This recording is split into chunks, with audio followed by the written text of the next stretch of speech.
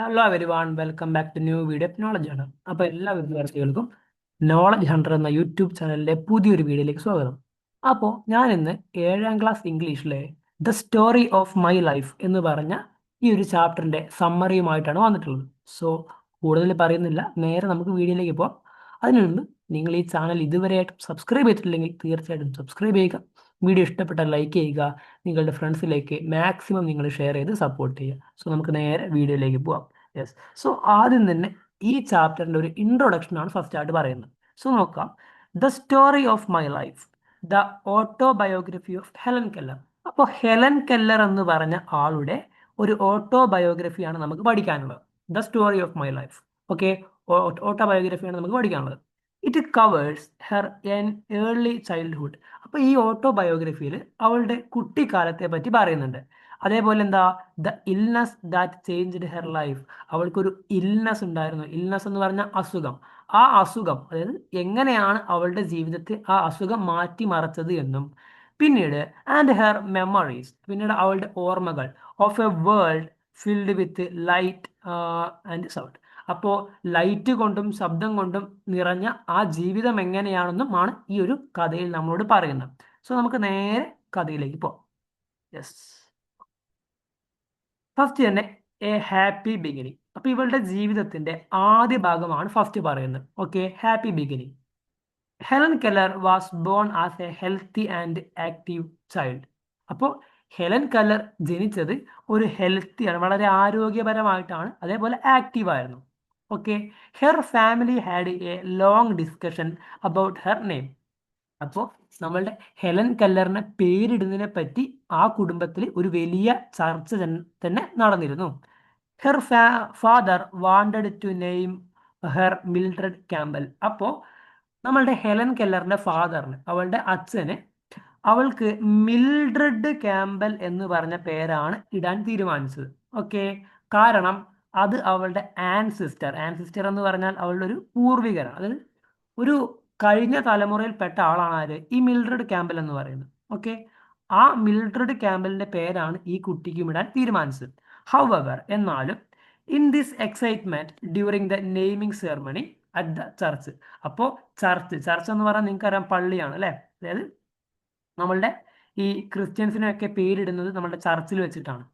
അപ്പോൾ നമ്മളുടെ ആ ഒരു ഹെലൻ കെല്ലറിന്റെ ഫാദർ ചർച്ചിലേക്ക് പോയി. ഭയങ്കര എക്സൈറ്റ്മെന്റ് ആയിരുന്നു അദ്ദേഹത്തിന്. കാരണം ഒരു കുട്ടി ജനിച്ചു, ആ കുട്ടിക്ക് പേരിടുന്ന നേരത്ത് ഭയങ്കര എക്സൈറ്റ്മെന്റ് ആണ്. അപ്പോൾ ആ എക്സൈറ്റ്മെന്റോട് കൂടി പേരിടാൻ പോയി. പക്ഷേ he forgot the name and told the father to name her Helen Adams. അപ്പോൾ നോക്കുക, അപ്പോൾ ചർച്ചിലേക്ക് അദ്ദേഹം പോയി. പക്ഷെ ആ ഒരു എക്സൈറ്റ്മെന്റിൽ നമ്മുടെ ഹെലൻ കെല്ലറിന്റെ ഫാദർ എന്ത് ചെയ്തു, അവളുടെ ആ മിൽഡ്രഡ് ക്യാമ്പൽ എന്ന് പറഞ്ഞ ആ പേര് മറന്നുപോയി. മിൽഡ്രഡ് ക്യാമ്പൽ എന്ന് പറഞ്ഞ പേര് മറന്നുപോയി. എന്നിട്ട് അവിടെയുള്ള പള്ളിയിലെ അച്ഛനോട് പറഞ്ഞ പേരെന്താ, ഹെലൻ ആഡംസ് എന്ന് അവൾക്ക് പേരിടാൻ ആണ് ആര് പറഞ്ഞത്, നമ്മളുടെ നമ്മളുടെ ഹെലൻ കെല്ലറിന്റെ ഫാദർ പറഞ്ഞത്. ഓക്കെ അല്ലേ? യെസ്. അപ്പൊ ഈ രണ്ട് പേരുകളും ഒന്ന് മനസ്സിലാക്കി വെച്ചേക്കാം. നമുക്ക് അടുത്ത ഭാഗത്തേക്ക് പോകാം. Okay, yes.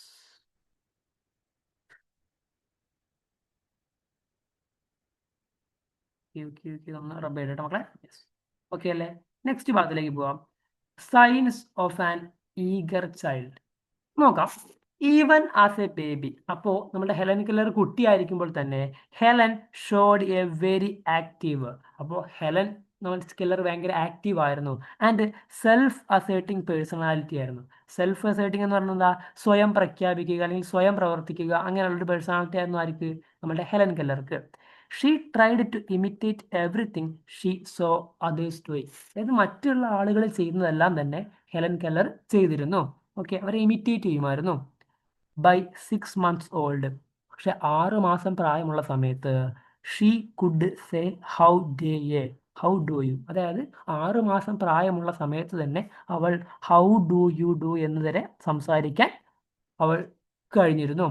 Okay, she learned words like tea and water very early on. അപ്പോൾ ചെറിയ പ്രായത്തിൽ തന്നെ ടീ, അതേപോലെ വാട്ടർ എന്നിങ്ങനെയുള്ള വാക്കുകൾ അവൾ പഠിച്ചു അല്ലെങ്കിൽ പറയാൻ പഠിച്ചിരുന്നു. Okay, yes. നമുക്ക് അടുത്ത ഭാഗത്തിലേക്ക് പോവാം. യെസ്.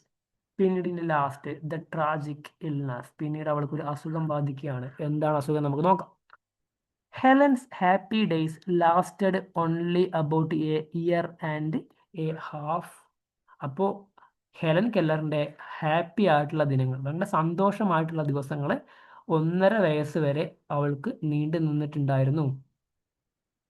ഇൻ ഫെബ്രുവരി ആയപ്പോൾ during the middle of winter, അതായത് മഞ്ഞുകാലത്തിൻ്റെ മധ്യകാലത്തായപ്പോൾ she was struck by a severe illness and a very high fever.